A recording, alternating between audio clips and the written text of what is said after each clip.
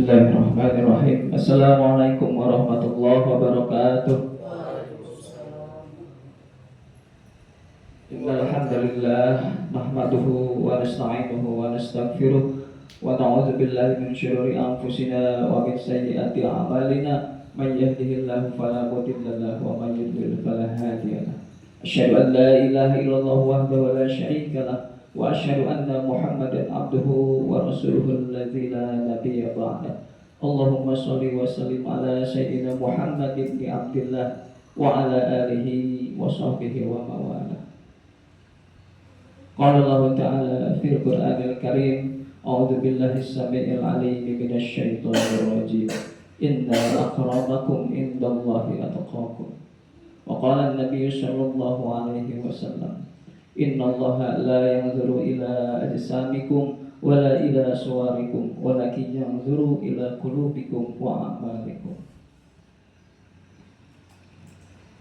Yang sama-sama kita ta'zimi, kita muliakan, kita taati Sayyiduna wa Mursyiduna Hadratus Syekh Ahmad Shahibul Wafatajul Arifin. Yang sama-sama kita hormati, kita muliakan Ahlul Bait, pengarsa Abah, Sohibul Bait, pengarsa Bunda Estri, juga ikhwan akhwat Khalaqah Hakikatul Ilmiah Islamiyah, ikhwan akhwat Thariqah Qadiriyah Naqsabandiyah Pondok Pesantren Suryalaya, tergabung dalam majelis zikir Al-Ikhlas Khalaqah Hakikatul Ilmiah Al-Islamiyah yang pusatnya berada di kota Tasikmalaya, tepatnya di yang tepatnya lagi di Sirna. Nah, bukan Sirna itu ya. Hati-hati, bukan juga ini 39 ya, di Sirna Galih ya. Alhamdulillah pada kesempatan ini kita semua dapat kembali berkumpul di tempat yang mulia ini dalam rangka melaksanakan amaliyah bulanan, yaitu amaliyah manakibah.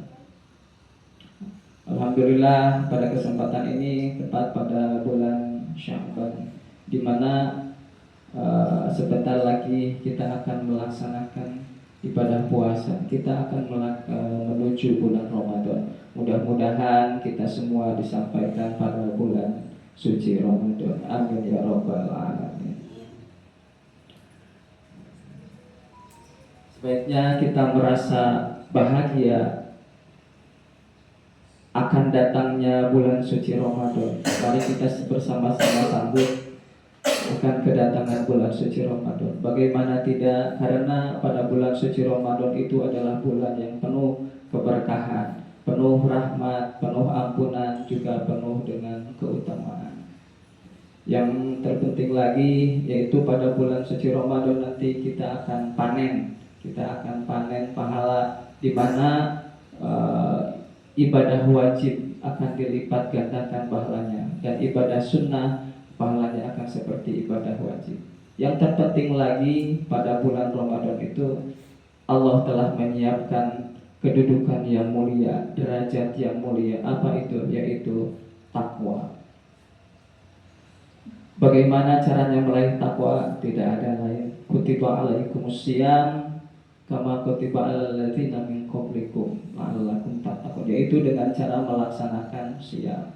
Emangnya bagaimana dengan puasa kok bisa meraih takwa? Karena dengan puasa kita akan mampu untuk memanage nafsu yang ada dalam diri. Imam Al-Ghazali dalam salah satu karyanya yang populer, Bidayatul Hidayah, mengatakan bahwa salah satu tujuan dari dilaksanakannya puasa yaitu adalah untuk supaya kita mampu melatih diri untuk memanage nafsu, untuk mengatur nafsu. Karena orang yang paling bahagia adalah orang yang mampu mengendalikan hawa nafsunya, sedangkan orang yang paling celaka adalah orang yang terbawa oleh hawa nafsunya. Jangankan sekelas kita, sekelas Nabi saja mengakui wa ma ubarri'u nafsi, dan aku tidak menyatakan bahwa diriku lepas dari keterkaitan nafsu. Innan nafsa la'ammaratun, sesungguhnya nafsu itu mendorong, menyuruh pada bisui, pada kejahatan. Jadi nafsu itu karakternya selalu menyuruh pada kejahatan, mendorong pada kejahatan, berbuat sebaliknya dari apa yang diperintahkan oleh Allah. Terutama dalam kajian tasawuf ada yang namanya nafsu ammarah. Nafsu yang mana? Yaitu nafsu yang ada dalam diri kita. Sulit sekali untuk mengendalikan nafsu, karena nafsu itu dalam Abu Laits As-Samarkandi, seorang sufi, juga seorang faqih, dia juga seorang mufassir. Dalam karyanya itu Tanbihul Ghafilin, karyanya yang populer, meriwayatkan ketika Allah menciptakan nafsu. Ketika Allah menciptakan nafsu, nafsu itu ditanya oleh Allah, "Hai nafsu, kemarilah." Nafsu tidak menjawab. Ditanya lagi oleh Allah, "Hai nafsu, mundurlah." Nafsu juga tidak menjawab. Kemudian kata Allah, "Hai nafsu, man ana wa man anti." Siapa saya dan siapa engkau? Kata nafsu, "Ana wa ana, anta wa anta." Saya, engkau, engkau. Mendengar jawaban seperti itu, Allah menyuruh malaikat untuk memasukkan nafsu itu ke dalam neraka, dibakar di api neraka selama 100 tahun. Setelah beres 100 tahun, diangkat kembali, ditanya lagi oleh Allah, "Hai nafsu, man ana wa man anti." Siapa aku dan siapa engkau? Jawab nafsu masih seperti itu. "Anta wa anta, ana wa ana." Engkau yang engkau, saya yang saya. Lalu Allah menyuruh malaikat memasukkan lagi nafsu ke dalam sekarang neraka yang membekukan, yang sangat dingin selama 100 tahun. Setelah diangkat lagi nafsu, ditanya lagi oleh Allah, "Man ana wa man anta wa man anti." Siapa aku dan siapa engkau? Nafsu masih menjawab, "Ana wa ana, anta wa anta." Saya, engkau. Lalu Allah menyuruh malaikat memasukkan nafsu itu ke dalam neraka ju' wal atas, neraka yang penuh dengan rasa lapar dan rasa haus. Baru sebentar nafsu seolah-olah menyerah. Ditanya oleh Allah, "Wahai nafsu, man ana wa man anti." Siapa aku dan siapa engkau? Kata nafsu, "Anta Robbi wa ana abdi do'if." Engkau adalah Tuhanku dan saya adalah hambamu yang do'if, yang lemah. Nah, pembelajarannya dari sana bahwa nafsu itu tidak dapat ditundukkan kecuali dengan lapar dan haus. Nah, di dalam Manqobah Syekh Abdul Qadir diceritakan, sekian lama tidak makan, tidak minum, Masya Allah ya. Dalam rangka apa? Dalam rangka menundukkan nafsu, karena saking kuatnya nafsu, pengaruh nafsu. Imam Al-Ghazali juga mengakui bahwa musuh yang paling terberat, yang pertama, yang paling utama adalah nafsu. Yang kedua syaitan, yang ketiga makhluk, yang keempat dunia. Jadi musuh yang terberatnya itu adalah nafsu. Susah sekali ditentukan kalau kita tidak mengolahnya, memanagenya dengan baik. Karena dalam proses pencintaannya itu kan ruh manusia itu suci dari Nur Muhammad, dari Nabi Muhammad. Ibaratnya air yang bening. Ketika ruh diturunkan, jasad sudah siap. Jadi jasad itu kan dari saripati tanah. Kebayang ya tanah warnanya apa. Jadi ketika air yang bening disatukan dengan tanah yang warna seperti itu, warna coklat, kira-kira campurannya warnanya apa? Coklat, keruh kan? Apalagi yang tanahnya hitam, kebayang itu kayak letak ya, keruh sekali.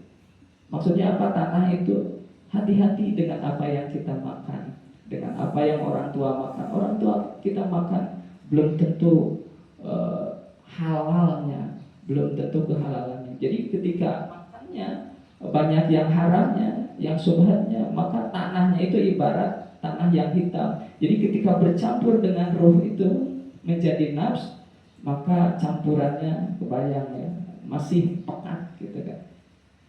Maka wa nafsi wa ma sawwaha, dan demi nafsu dengan penyempurnaannya, fa'alhamaha fujuraha wa taqwaha. Kata Allah, dan kami ilhamkan kepada nafsu itu fujuraha wa taqwaha. Fujur itu artinya potensi kejelekan. Yang kedua, wa taqwaha, dan potensi kebaikan. Jadi potensi keburukan yang ada dalam nafsu kita itu ada dua gitu kan. Pertama ada potensi fujuraha, yang kedua atau potensi takwa. Yang mana yang akan kita olah? Itu masalahnya. Yang mana yang akan kita olah? Apakah akan mengolah fujurnya, jeleknya, atau akan mengolah takwanya? Seperti itu. Teringat sebuah kisah seorang sufi, Syekh Abu Yazid Al-Bustami, yang terkenal dengan konsep fana, baqo, dan ittihadnya. Beliau mendapat gelar sebagai Sultanul Arifin, rajanya orang-orang arif. Kedudukannya sangat mulia. Diriwayatkan bahwa beliau di surga itu akan bertetanggaan dengan Rasulullah. Saking mulianya beliau, apa yang menyebabkan beliau mendapatkan kedudukan mulia seperti itu? Dikisahkan suatu malam Syekh Abu Yazid Al-Bustami bermimpi. Dia berdialog bersama Allah. Ya Allah, kata Syekh Abu Yazid, bagaimana caranya aku untuk sampai padamu? Bagaimana caranya aku untuk sampai padamu? Kata Allah, tinggalkan nafsumu, tinggalkan nafsumu dan kemarilah. Itu kata Allah. Jadi intinya tinggalkan nafsu. Karena dengan meninggalkan nafsu kita akan mudah melaksanakan takwa. Kita akan mampu melaksanakan segala perintah Allah dan menjauhi segala larangan Allah. Dari situ maka kebiasaan beliau, kita kaji kebiasaan beliau. Apa yang menyebabkan beliau mendapat gelar Sultanul Arifin, juga mendapatkan kedudukan mulia di sisi Allah. Dalam kitab Kifayatul Atqiya wa Minhajul Asfiya dikisahkan sejak kecil itu Syekh Abu Yazid Al-Bustami itu gemar sekali membaca Al-Quran, gemar sekali mempelajari Al-Quran. Setiap ayat, setiap makna dari ayat beliau pelajari. Jika ada yang belum paham, beliau tanyakan kepada ayahnya, kepada guru-gurunya. Kemudian kebiasaan yang kedua Syekh Abu Yazid Al-Bustami yaitu senang sekali mendatangi orang-orang yang soleh. Di mana mendengar di suatu tempat ada seorang ulama, ada seorang kiai, ada orang soleh, Syekh Abu Yazid mendatanginya untuk mengambil keberkahannya. Beda sama kita ya, ada guru saja kita tidak mau datang karena takut disuruh gegeran ya. Takut disuruh ini, suruh itu ya. Nah, itu padahal gurunya ada dan masih jangan mengatakan.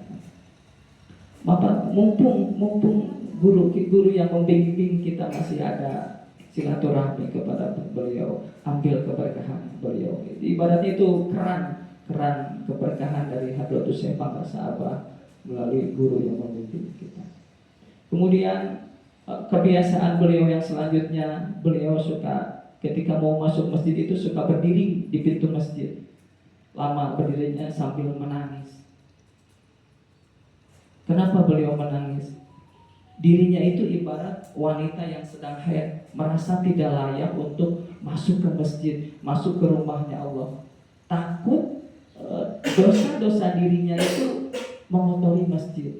Maka beliau selalu berdiri di depan pintu masjid sambil beristighfar. Merasa banyak dosa. Saking merasa dosanya, saking merasa banyaknya dosa, beliau seolah-olah untuk berteman dengan seekor anjing pun beliau tidak layak. Diriwayatkan dalam kitab Tazkiratul Aulia, kebiasaan beliau yaitu berjalan-jalan di tengah malam untuk bertafakur. Pas suatu malam beliau sedang berjalan berpapasan dengan seekor anjing. Ada seekor anjing. Otomatis Syekh Abu Yazid mengangkat tuh jubahnya, diangkat. Dengan izin Allah, entah bagaimana, anjing itu diberi ilham untuk bisa berbicara kepada Abu Yazid. Dan anjing itu berkata, "Hai Abu Yazid, kenapa engkau mengangkat jubahmu? Bukankah aku ini kering dan najis? Kalaupun jubahmu itu terkena najisku, kamu kan bisa membasuhnya sebanyak 7 kali dengan air, dan salah satunya memakai tanah. Tapi jika engkau mengangkat jubahmu karena menganggap aku ini makhluk yang rendah, makhluk yang hina, maka sudah ada najis dalam hatimu yang sulit untuk dibersihkan dengan air samudra sekalipun." Itu kata anjing tadi. Sampai Abu Yazid meminta maaf kepada anjing itu. "Saya mohon maaf. Kalau begitu, marilah kita berteman, kita berjalan bersama." Tentu anjing itu menolak. "Tidak, engkau adalah seorang waliullah yang dimuliakan oleh Allah, juga dimuliakan oleh manusia. Sedangkan aku hanya seekor anjing yang hina, yang najis. Ketika orang-orang melihat aku berjalan dengan engkau, mungkin orang-orang akan melempariku dengan batu." Sampai Abu Yazid tersadarkan, ya Allah, untuk berteman dengan seekor anjing, seekor makhlukmu yang seperti ini, yang kondisinya seperti ini saja saya tidak layak, apalagi untuk bersamamu nanti di akhirat. Itu Abu Yazid, luar biasa sekali. Kemudian yang selanjutnya, Syekh Abu Yazid itu kebiasaannya, jadi ketika mau sholat itu beliau selalu menggunakan pakaian khusus. Dan pakaian itu tidak digunakannya untuk kegiatan apapun kecuali untuk sholat. Jadi ketika mau sholat pakai pakaian itu, sesudah sholat dilepaskan lagi. Itu kebiasaan. Dan kalau kebiasaan beliau mau berzikir, beliau membersihkan dulu mulutnya. Bersihkan dulu mulutnya, kemudian mencucinya 3 kali. Kata beliau, bagaimana aku berzikir menyebut nama Allah sedangkan mulutku dalam keadaan kotor. Makanya selalu dibersihkan dulu. Makanya zikirnya mampu mencapai makom fana. Ketika beliau dalam keadaan fana, beliau terucap, nanti di surga aku yang akan menjadi tetangganya Rasulullah Muhammad SAW. Tidak lama ada suara yang membisikkan kepada beliau, "Hai Abu Yazid, bukan engkau yang akan menjadi tetangganya Rasulullah, tapi ada seorang budak. Ada seorang budak yang akan menjadi tetangganya Rasulullah, bukan engkau." Budak siapa? Di mana? Dikasihlah ciri-cirinya oleh bisikan itu. Ini budak, ciri-cirinya seperti ini. Tempat tinggalnya di sana. Kemudian dicarilah oleh Syekh Abu Yazid Al-Bustami, dicarilah budak itu. Ternyata tempatnya itu 500 km dari rumahnya. Dia berjalan terus, nanya-nanyain ada nggak ciri-ciri budak yang seperti ini. Ternyata ketemulah di suatu tempat. Pas dilihat, jadi Abu Yazid kan penasaran, amalannya seperti apa sih? Budak itu sampai mengalahkan aku, sampai dia bertetangga dengan Rasulullah, sedangkan aku tetangganya dia, gitu kan. Jadi Rasulullah bertetangga dengan dia dan dia bertetangga dengan Abu Yazid, seperti itu. Saya penasaran. Pas dilihat, si budak itu sedang berkumpul dengan 40 pemabuk, lagi mabuk kan. Si yang lain itu, Abu Yazid sampai, masa sih yang bertetangga dengan Rasulullah pekerjaannya seperti ini? Aku tidak percaya. Mungkin ini bisikan setan, bukan bisikan dari Allah, bukan petunjuk dari Allah. Tapi penasaran Abu Yazid, saya mau nginap dulu di sini, barangkali besok atau lusa orang itu, si budak itu tobat dan kembali ke jalan yang benar. Abu Yazid mencari tempat penginapan di sana. Keesokan harinya, pas dilihat lagi budak itu masih berkumpul lagi sama pemabuk, 40 pemabuk gitu, sambil memegang botol semua. Kemudian Abu Yazid memutuskan, ini bukan, ini Ini mungkin bisikan setan, ini bukan dari Allah. Masa yang bertetangga dengan Rasul pemabuk seperti ini? Akhirnya Abu Yazid memutuskan balik kanan untuk pulang ke rumahnya. Pas beliau mau berjalan pulang, budak itu berkata, "Hai Abu Yazid, mau kemana engkau? Kenapa kau tidak ucapkan salam kepadaku? Aku yang akan menjadi tetangganya Rasulullah nanti di surga." Abu Yazid kaget. "Kenapa kau tahu namaku? Ada yang mengasih kabar kepadaku bahwa engkau mencariku." Ditanya, ngobrol lah dia Abu Yazid sama budak itu. "Lalu amalan apa yang engkau lakukan sehingga engkau bisa bertetangga dengan Rasulullah? Sedangkan saya lihat engkau sehari-hari di sini bersama pemabuk." "Jangan salah. Saya duduk di sini tidak mabuk sedikit pun, tapi saya sedang mendakwahi mereka. Awalnya pemabuk ini 80 orang, sekarang tinggal 40. Yang lain sudah sadar, sudah menjadi ulama."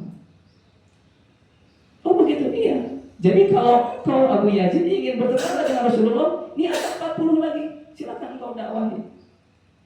Saya sekarang bebas tugas." Akhirnya Abu Yazid mendakwah itu para pemabuk itu. Sampai semuanya alhamdulillah dengan izin Allah semuanya itu sadar. Itu seperti itu. Masya Allah, yang luar biasa sekali. Pantas saja beliau mendapat kedudukan yang mulia di sisi Allah.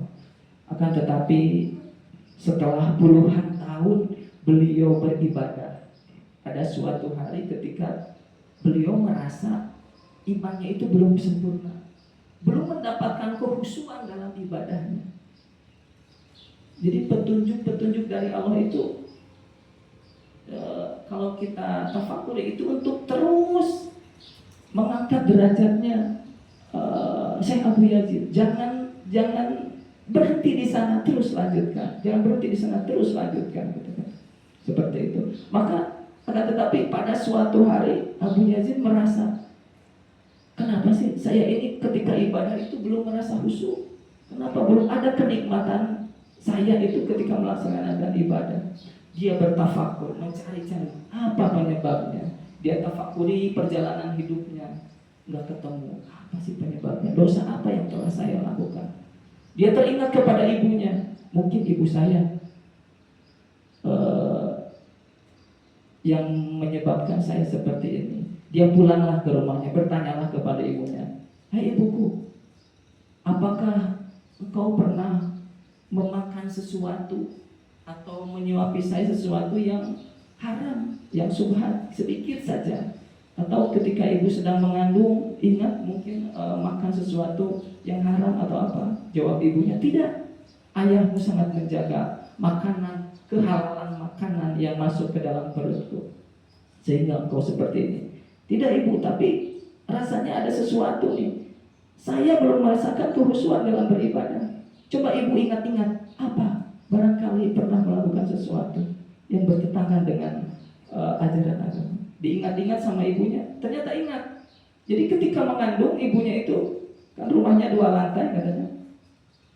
Namanya juga sedang ngidam ya. Lihat tetangganya sedang menjemur. Satu riwayat menyebutkan menjemur kurma yang dikeringkan. Satu riwayat lagi menyebutkan keju yang sedang dijemur. Ibunya itu pengen apa ya namanya tuh? Ngiler ya, pengen itu merasa itu kejunya seperti apa. Sampai ibunya itu mengambil satu ampas kejunya sedikit sekali, diambil dan dimakan. Kata Abu Yazid, "Nah itu dia, ketemu sekarang. Milik siapa itu kejunya dulu? Oh milik tetangga si Anu. Ayo kita ke sana.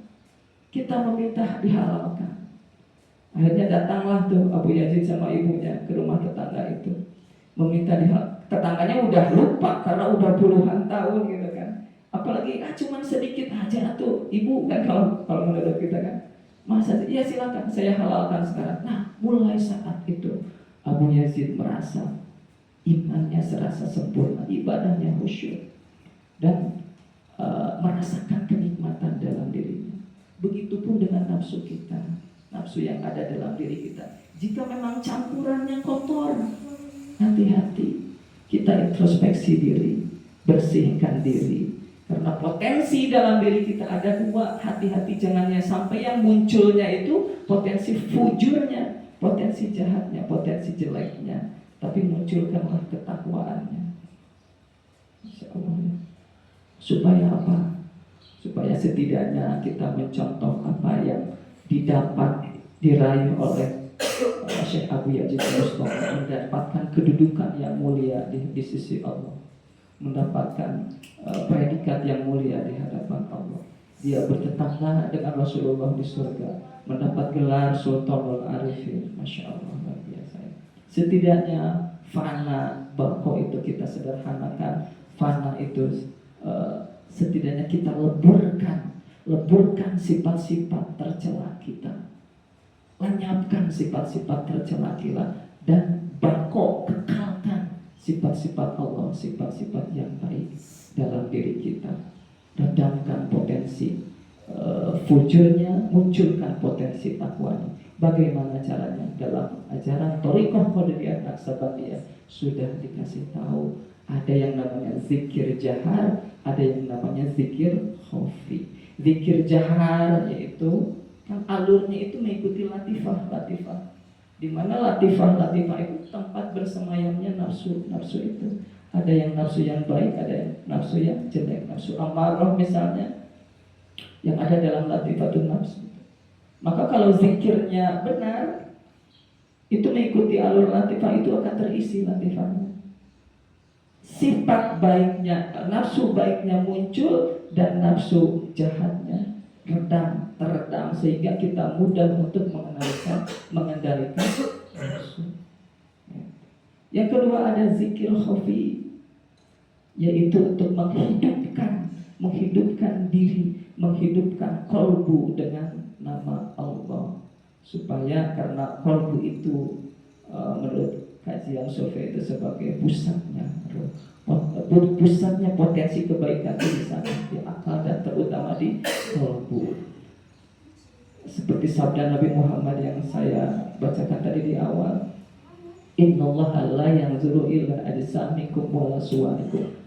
Sesungguhnya Allah itu tidak melihat bentuk fisikmu seperti apa, mau sempurna, mau cacat, mau gimana pun, mau laki-laki ataupun perempuan, wala suwarikum, dan tidak pun pula melihat rupamu, mau ganteng, mau tidak ganteng, mau cantik, mau tidak cantik, tidak lihat. Allah tidak melihat itu. Kemudian apa yang dilihat oleh Allah? Walakin yang dulu ila qulubikum. Allah lihat itu qalbu kita.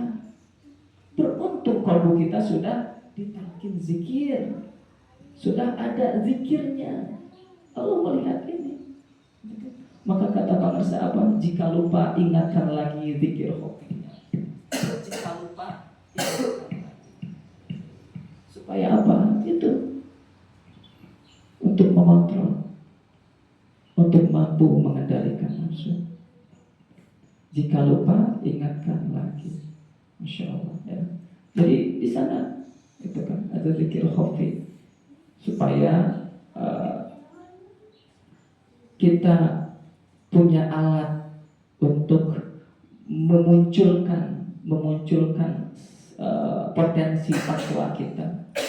Apalagi dibantu dengan puasa dibantu dengan zikir jahar dan zikir khafinya, beruntung sekali. Kemudian walakin yang dulu ialah qulubikum wa a'malikum. Yang Allah lihat itu qalbu kita dan amal kita. Takwa tadi sudah mampu menjalankan semua perintah Allah dan menjauhi larangan Allah. Setidaknya kita fana bisyekh, fana kepada guru dulu, supaya apa yang diperintahkan oleh guru kita laksanakan. Karena guru tidak mungkin memerintah yang tidak baik, gitu kan. Karena guru udah tahu tahapannya diri kita masing-masing, tinggal ikuti saja tahapannya seperti itu. Masya Allah. Wallahu a'lam. Wallahu muwaffiq ila aqwamit thoriq. Assalamualaikum warahmatullahi wabarakatuh.